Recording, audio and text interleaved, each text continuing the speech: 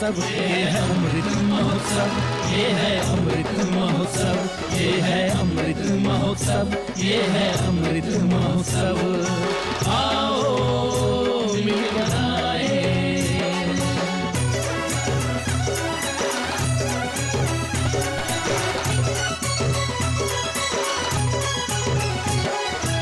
आजादी की ऊर्जा का है अमृत, नए नए विचारों का है अमृत, नए नए संकल्पों का है अमृत, आत्मनिर्भरता का ये अमृत, ये है अमृत महोत्सव, ये है अमृत महोत्सव, ये है अमृत महोत्सव, ये है अमृत महोत्सव। आओ मिलके मनाए। नमस्कार दर्शकों, डीडी बिहार के विशेष कार्यक्रम आज़ादी के अमृत महोत्सव में मैं शशि आपका बहुत बहुत स्वागत करती हूँ। भारत को आज़ादी हासिल करने के लिए कई साल तक संघर्ष करने पड़े, कई कुर्बानियाँ देनी पड़ी, अपनों को खोना पड़ा, कई स्वतंत्रता सेनानियों ने अपनी जान गंवाए। आखिरकार 15 अगस्त 1947 को भारत को आज़ादी मिली। हर साल 15 अगस्त के दिन हर भारतीय पूरे जोश और उत्साह के साथ स्वतंत्रता दिवस को मनाते हैं और उन नायकों को याद करते हैं जिन्होंने अपने जान की बाजी लगाकर भारत को आज़ादी दिलाई। महात्मा गांधी, जवाहरलाल नेहरू, मौलाना आज़ाद, सरदार वल्लभ भाई पटेल, सुभाष चंद्र बोस, B.R. अम्बेडकर के नेतृत्व में भारत को आज़ादी दिलाई गई। दर्शकों, आपको बता दें कि आज हम चर्चा करने जा रहे हैं आज़ादी के 75 वर्ष का जश्न अमृत महोत्सव के बारे में। इस विषय पर चर्चा करने के लिए आज हमारे साथ मौजूद हैं बेहद ही खास मेहमान। ये एक सामाजिक कार्यकर्ता हैं, राजीव रंजन प्रसाद। आपका बहुत बहुत स्वागत है सर हमारे आज के विशेष कार्यक्रम में। सर, जैसा कि हम सब जान रहे हैं कि पूरा देश आज़ादी का अमृत महोत्सव मना रहा है, हर एक चेहरे पे खुशियाँ नज़र आ रही हैं, सारे जो नागरिक हैं हमारे भारत के उत्साह में दिख रहे हैं। तो आज़ादी का अमृत महोत्सव मनाने का मूल उद्देश्य क्या है? देखिए, आपने पहले ही बताया, इस देश को आज़ादी कई मुश्किलों के बाद मिली है। हजारों जानें गई और जिन वीरों की शहादतें, उनकी कुर्बानियाँ आज भी हम कह सकते हैं कि हमारी आंखें नम हो जाती हैं। माँ भारती को गुलामी की बेड़ियों से मुक्त कराने के लिए आप याद करें, चंद्रशेखर आज़ाद, भगत सिंह, अशफाकुल्ला और इसी शहर में बटुकेश्वर दत्त जी, और एक लंबी फहरिस्त खुदीराम बोस, प्रफुल्ल चाकी, सूर्य सेन। एक तरफ उनके त्याग और बलिदान की अनेक कहानियाँ इतिहास के पन्नों में दर्ज हैं, वहीं दूसरी तरफ हिंदुस्तान की सीमा के बाहर जाकर उस समय उपनिवेशवाद से मुक्ति के लिए नेताजी सुभाष चंद्र बोस ने इंडियन नेशनल आर्मी के जरिए अंग्रेजों के खिलाफ एक निर्णायक लड़ाई लड़ने का फैसला किया। आज़ादी का जो सूरज है वो नहीं देख पाए, नहीं देख पाए, ये एक रहस्य है। लेकिन इतना तय था कि फिरंगी हुकूमत को एक बात का एहसास हो गया था कि लंबे समय तक हिंदुस्तान पर वो यूनियन जैक नहीं फहराते रह पाएंगे। महात्मा गांधी के नेतृत्व में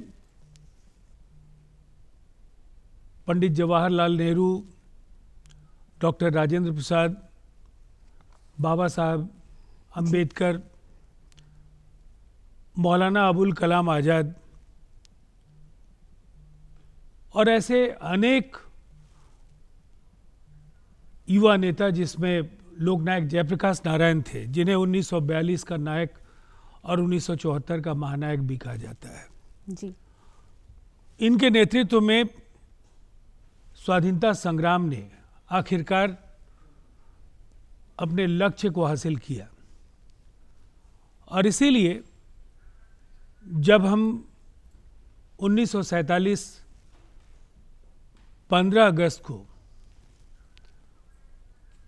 हिंदुस्तान की आज़ादी का जब स्मरण करते हैं तो हमें ये कभी नहीं भूलना चाहिए कि आज़ादी बहुत आराम से अंग्रेज़ों ने दे दी। ये आज़ादी हमने छीनी है। हमारे योद्धाओं, हमारे नौजवानों की कुर्बानियाँ और उनका जो पराक्रम था उसने अंग्रेज़ों को विवश कर दिया और तब वो हिंदुस्तान से जाने के लिए तैयार हुए।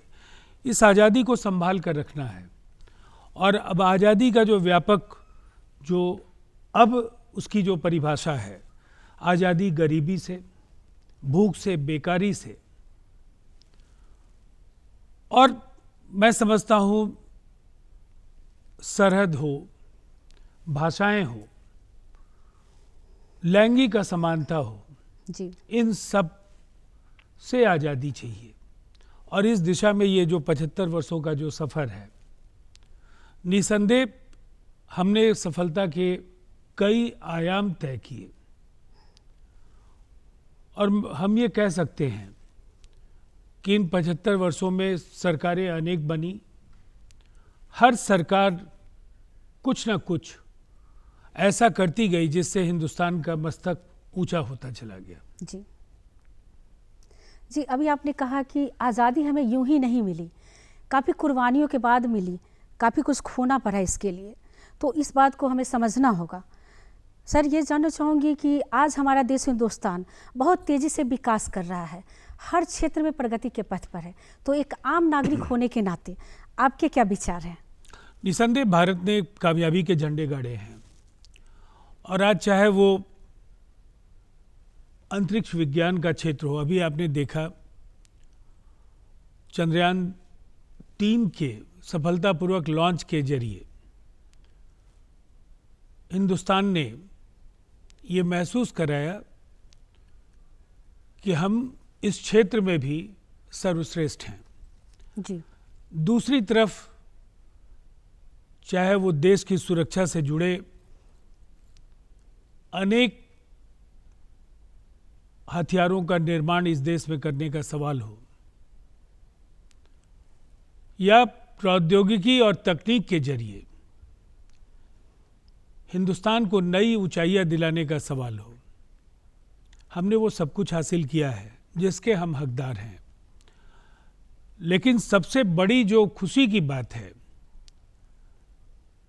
कि 1965 जब पाकिस्तान से हिंदुस्तान लड़ रहा था और उस समय देश के समक्ष खाद्यान्न संकट एक बड़ा सवाल था और लाल बहादुर शास्त्री जी जो तत्कालीन प्रधानमंत्री थे, उन्होंने जय जवान जय किसान का नारा दिया था।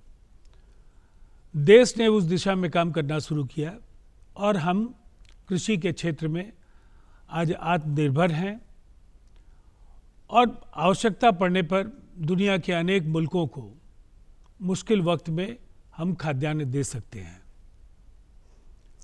सर, ये मैं जानना चाहूँगी कि अभी जो वर्तमान स्थिति है हमारे देश की, तो आत्मनिर्भरता के बारे में आपके क्या विचार हैं और इसे और मजबूत कैसे किया जा सकता है? देखिए, निसंदेह हम लोगों ने बहुत कुछ हासिल किया है, लेकिन दुनिया के 7वें बड़े मुल्क हैं हम और एशिया के दूसरे बड़े राष्ट्र के तौर पर हिंदुस्तान को एक बहुभाषीय बहुधार्मिक राष्ट्र के रूप में हम जानते हैं। विविधताओं में एका की ये तस्वीर है और ऐसे में आत्मनिर्भर होना, आर्थिक दृष्टि से संपन्न होना, अपनी ज़रूरतों को हर भारतीय पूरा कर सके, जी, ये आज देश का संकल्प होना चाहिए और इस दिशा में हम लोगों ने काफ़ी कुछ हासिल किया है। लेकिन देश की जो संपत्ति है, देश की संपत्ति में जो सबसे जो 50% जो हिंदुस्तान के सबसे कमज़ोर आर्थिक पृष्ठभूमि के लोग हैं, उन्हें ऊपर लाने की ज़रूरत है। इसलिए कि आज भी जो राष्ट्रीय संपत्ति में उनका हिस्सा है वो 6% से भी थोड़ा कम है। तो ये गैर बराबरी एक चुनौती है, हर सरकार ने कोशिश की है, लेकिन हम दुनिया की सबसे बड़ी आबादी के राष्ट्र होने की वजह से कहीं ना कहीं प्रबंधन भी एक कौशल है और इसे देश ने समझना शुरू किया है। बेहतर प्रबंधन के जरिए जो संपत्ति का असमान वितरण है उसे भी ठीक करना बेहद आवश्यक है और निसंदेह उससे हमारी प्रति व्यक्ति आय बढ़ेगी। लोगों की जो ज़रूरतें हैं उनको पूरा करने के लिए वो खुद सक्षम हो पाएंगे। कोविड-19 जैसे विकट स्थिति में भारत वैश्विक स्तर पर अपने आप को साबित करने में कहाँ तक सफल रहा? निसंदेह भारत ने पूरी दुनिया को चौंकाया है। अपने देश में स्वदेशी वैक्सीन विकसित करना और न केवल इस देश में वैक्सीन का डबल डोज बल्कि दुनिया के अनेक मुल्कों को हमने वैक्सीन के जरिए कोविड की विभीषिका से बचाने का काम किया है।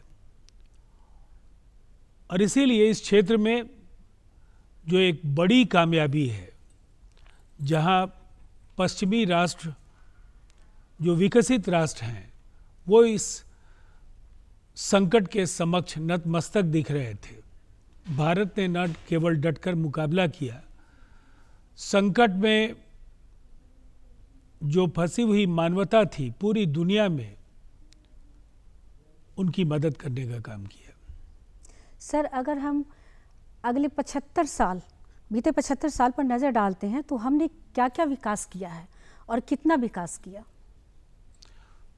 देखिए, कभी भी विकास का जो पैमाना है जी, उससे हमें आत्मुग्ध नहीं होना चाहिए। हमें ये बराबर ध्यान रखना होगा कि हमारी कोशिशें जारी रहनी चाहिए। विज्ञान, तकनीक, प्रौद्योगिकी, अंतरिक्ष विज्ञान, रक्षा से जुड़े अनुसंधान, उनका उत्पादन, कृषि की आत्मनिर्भरता, दुनिया के औद्योगिकीकृत देशों में भारत का एक महत्वपूर्ण स्थान, अपने आयात और निर्यात के संतुलन को बरकरार रखकर अपने देश के हुनरमंद लोगों के हुनर से पूरी दुनिया को चौंकाने का काम हमने किया है। लेकिन बहुत कुछ अभी हासिल करना बाकी है और ये संकल्प हम सबों का होना चाहिए कि अभी हम दुनिया की 5वीं अर्थव्यवस्था हैं, हमें तीसरी अर्थव्यवस्था बननी है। लेकिन इसके साथ साथ संपत्ति का जो असमान वितरण है उसे भी संतुलित करना मैं समझता हूँ करना एक बड़ी चुनौती है और उस दिशा में समन्वित प्रयास यह देश कर रहा है। जी, पिछले 75 साल की एक बड़ी उपलब्धि आप क्या मानते हैं? एक उपलब्धि में बांधना तो इस देश को बेहद मुश्किल होगा, बेशुमार उपलब्धियां हैं। जी जी, लेकिन हम ये कह सकते हैं कि हमने दुनिया को शांति से जीने की सीख दी है। हमारा जो नेतृत्व है, चाहे जितनी भी सरकारें हुई, भारत विश्व गुरु की तरह आचरण करता रहा है और ये एक बड़ी उपलब्धि इसलिए है कि आज़ादी के 75 वर्ष मात्र हुए हैं, लेकिन इस देश की सलाह और मार्गदर्शन की अपेक्षा दुनिया में जब भी कोई संकट आता है लोगों को होती है। और इसीलिए चाहे कहीं भूकंप हो, कहीं आपदा की स्थिति हो, कहीं बाढ़ की स्थिति हो, कहीं युद्ध का संकट हो, भारत बराबर विश्व गुरु की भूमिका में दिखता रहा है। आज पूरे देश में राष्ट्र की उपलब्धियां जो है वो चर्चा के विषय बनी हुई है, तो देश के नागरिकों के लिए यह कितना महत्वपूर्ण है? देखिए, निसंदेह अगर हिंदुस्तान का मान बढ़ेगा, हर भारतीय का मस्तक गर्व से ऊंचा होगा। और ऐसा हुआ। आज हिंदुस्तान की एक जो विशिष्ट पहचान है, दुनिया भारत को एक अभिभावक के तौर पर, एक मार्गदर्शक के तौर पर, जी एक गुरु के तौर पर देखती है। और ये हमारे 5000 वर्षों की जो संस्कृति है, जो सभ्यता का इतिहास है, जो हमारी गौरवशाली परंपराएं हैं, जो हमारा स्वर्णिम इतिहास है, स्वाधीनता संग्राम की जो यादें हैं, उन सब ने मिल करके एक ऐसा वातावरण बनाया है कि दुनिया की इस भीड़ में हिंदुस्तान भीड़ से अलग दिखता है। किसी भी देश के लिए उसकी जो अर्थव्यवस्था है वो बहुत मायने रखती है सर। तो भारत आर्थिक मोर्चे पर कहाँ है? आप कहाँ देखते हैं भारत को? देखिए, भारत निसंदेह 5वीं अर्थव्यवस्था, मैंने पहले भी कहा, जी तीसरी अर्थव्यवस्था भी बनेगा। जो अर्थशास्त्र के विशेषज्ञ हैं, जो अर्थव्यवस्था को भली भांति तरीके से जानते हैं, उनका मानना है कि हम इस लक्ष्य को भी बहुत जल्द हासिल करेंगे। लेकिन हमें ये जरूर देखना होगा कि हम दुनिया के सबसे बड़ी आबादी के मुल्क हैं और इस देश में 150 करोड़ लोग रहते हैं। तो संपत्ति का जो वितरण है वो कहीं ना कहीं बहुत बड़ी आबादी होने की वजह से वो हर व्यक्ति की आमदनी बढ़ाने के लिए पर्याप्त नहीं है। तो एक ऐसी रणनीति पर देश को काम करना होगा, कुछ नीतिगत निर्णय लेने होंगे जी और निसंदेह हम जब आम आदमी के जीवन को, जो काफ़ी बेहतर है और बेहतर बनाने का संकल्प अगर पूरा कर पाएंगे, तो निसंदेह फिर आने वाले समय में हमारा स्थान कोई नहीं ले पाएगा। सर, जानना ये चाहूँगी कि आज हम आज़ादी का अमृत महोत्सव मना रहे हैं, तो सबसे पहली प्राथमिकता होती है किसी भी देश के लिए उसकी सुरक्षा का। तो रक्षा के क्षेत्र में भारत कहाँ पर है? देखिए, भारत की सुरक्षा को लेकर के मैं इतना जरूर कहना चाहूँगा, बराबर हम काफ़ी सजग रहे हैं। हिंदुस्तान की आज़ादी के तुरंत बाद जब कबायलियों के साथ पाकिस्तानी सेना ने कश्मीर पर आक्रमण किया और कश्मीर ने भारत से मदद की गुहार लगाई, जी, और हमें याद करना चाहिए ब्रिगेडियर उस्मान जैसे उस ऑफिसर की कुर्बानी को हमने पाकिस्तान और कबायलियों को खदेड़ा। 1965 में हम लाहौर के करीब पहुंच गए थे। 71 में हमने पाकिस्तान के 2 टुकड़े किए। पुलवामा का जब संकट हुआ, देश ने सर्जिकल स्ट्राइक किया। हम हर चुनौती से पहले के मुकाबले ज़्यादा शक्तिशाली होते गए हैं और हम ये मानते हैं कि चुनौतियों में अवसर ढूंढने का जो काम इस देश ने किया है वो शायद दुनिया में बाकी मुल्क वैसा नहीं कर पाए हैं। जी सर, आज़ादी के समय कुछ ऐसे नायक थे हमारे जो इतिहास के पन्नों पर कहीं खो से गए हैं, उनके बारे में आप क्या कहना चाहेंगे? देखिए, मैं तो कहूँगा कि इस शहर में आप शहीद स्मारक देख लीजिए। जी बिल्कुल। 7 नौजवानों ने अपनी कुर्बानियाँ दी और इनके बारे में बहुत सारे लोगों को पता नहीं होगा। वहाँ जो उनके संबंध में जानकारियाँ हैं वो वहाँ लिखी गई हैं, उनको जरूर नौजवानों को पढ़ना चाहिए। जी जी। ये धरती मजरूल हक जैसे स्वतंत्रता सेनानी की है। तारा श्रीवास्तव जी जैसी वीरांगना जिन्होंने अंग्रेजों के छक्के छुड़ा दिए। जी हाँ, महिलाओं का भी काफ़ी योगदान रहा सर। और तो मैं चाहूँगी कि आप उन महिलाओं के बारे में भी कुछ बताएं। देखिए, निसंदेह अगर आप नेताजी सुभाष चंद्र बोस की इंडियन नेशनल आर्मी के बारे में आप देखेंगी जी जी। तो बाजाप्ता लक्ष्मीबाई ब्रिगेड ही बनाया गया था महिलाओं के लिए, और उस ब्रिगेड ने म्यांमार से लेकर उत्तर पूर्व जो हिंदुस्तान के राज्य हैं वहाँ अंग्रेज़ों को काफ़ी कड़ी टक्कर दी। जी। और ऐसे अनेक महिलाओं की कुर्बानियाँ इतिहास में दर्ज हैं। और इसमें अगर आप याद करें तो मैं आपको बताना चाहूँगा, बिहार में जैसे आपको मैंने तारा रानी श्रीवास्तव जी के बारे में बताया, प्रभावती जी लोकनायक जयप्रकाश नारायण जी की धर्मपत्नी थी, स्वाधीनता संग्राम की एक बड़ी सेनानी थी। और इसी तरह से खुद पंडित नेहरू की धर्मपत्नी स्वाधीनता संग्राम में शामिल थी, उन्होंने काफ़ी योगदान दिया। और बंगाल में तो एक लंबी कतार है जी। महिला क्रांतिकारियों की, जिन्होंने अंग्रेजों को घुटनों पर ला करके खड़ा किया। और इसीलिए महिलाएं, चाहे चटगांव का सशस्त्र संघर्ष हो, बंगाल के क्रांतिकारियों की फहरिस्त हो, जी। देश के अलग अलग हिस्सों में आप अगर देखेंगी तो महिलाएं पुरुषों के साथ कंधे से कंधे मिलाकर स्वाधीनता संग्राम की लड़ाई लड़ रही थी। जी। आज हम आज़ादी का अमृत महोत्सव मना रहे हैं और बात यह है कि भारत गांव का देश है, तो गांव में एक बड़ी संख्या रहती है, जनसंख्या हमारे यहाँ की, तो उनके लिए शिक्षा में क्या क्या सुधार आए हैं? देखिए, अभी हम ये मानते हैं कि अशिक्षा एक बड़ी चुनौती है। बहुत हद तक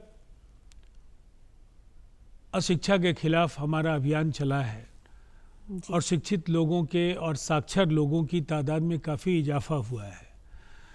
लेकिन एक विकसित राष्ट्र बनाने के लिए शिक्षा और हर नागरिक का शिक्षित होना बेहद आवश्यक है।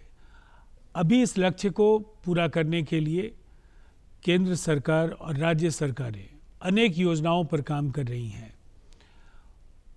कई तरह के वैकल्पिक जो कोर्सेज हैं, जी। रोजगारोन्मुखी शिक्षा के जरिए, वोकेशनल कोर्सेज के जरिए ये वातावरण बनाया जा रहा है।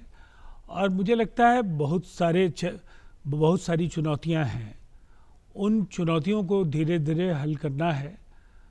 और जिस तरह से एक रोड मैप पर यह देश काम कर रहा है, इन लक्ष्यों को भी हम अवश्य हासिल करेंगे। जी सर, अभी जो हमारे युवा हैं हमारे देश के, आज़ादी के अमृत महोत्सव पर आप उन्हें क्या कहना चाहेंगे? मुझे ऐसा लगता है इस देश की जो संस्कृति और इस देश का जो स्वर्णिम इतिहास है, स्वाधीनता संग्राम के दौरान जो हमारी कुर्बानियां हैं, जी। हमारे युवाओं ने एक तरह से हम कह सकते हैं कि उन्होंने रोल मॉडल बन करके उनके सामने खुद को रखा है। जी जी। और इसीलिए जीवन में सब कुछ हासिल करना है, लेकिन तिरंगा और माँ भारती को लेकर के जी। जो मन के अंदर श्रद्धा और संकल्प है, हर नौजवान को अपने जीवन शैली में उसे आत्मसात करना चाहिए। जी, आपने सही कहा कि संकल्प शक्ति होनी बहुत ज़रूरी है हमारे युवाओं में। सर, चलते चलते आप हमारे दर्शकों को क्या संदेश देना चाहेंगे? ये आज़ादी बहुत मुश्किलों के बाद आई है और न केवल इसे बचाए रखना है, उन योद्धाओं, उन मनीषियों और उन राजनेताओं के जो सपने थे हिंदुस्तान को आज़ादी दिलाने के लिए, उन सपनों को पूरा करने के लिए हम सबको पहले लिंग, भाषा, क्षेत्र से ऊपर उठकर भारतीय दिखना चाहिए, भारतीय होना चाहिए, पूरे मन से जी। हिंदुस्तान और भारत को आत्मसात करना चाहिए। सर, आप यहाँ आए और इतनी बेहतरीन और अच्छी जानकारी दी हमारे दर्शकों को, इसके लिए आपका बहुत बहुत धन्यवाद। नमस्कार। अभी आपने देखा आज़ादी के अमृत महोत्सव पर हमारे देश की उपलब्धियों और विकास के बारे में। आपको हमारा आज का कार्यक्रम कैसा लगा? आप हमें सुझाव दे सकते हैं। हमारा पता है द्वारा केंद्र निदेशक DD बिहार, दूरदर्शन केंद्र, फ्रेजर रोड, पटना 800001। आप हमें ईमेल भी कर सकते हैं हमारा ईमेल आईडी है director.ddkpatna@gmail.com। आज के कार्यक्रम में बस इतना ही। अगले अंक में हम फिर मिलेंगे एक नए विषय और विशेषज्ञ के साथ। तब तक के लिए मुझे और मेरी पूरी टीम को दीजिए इजाज़त। नमस्कार।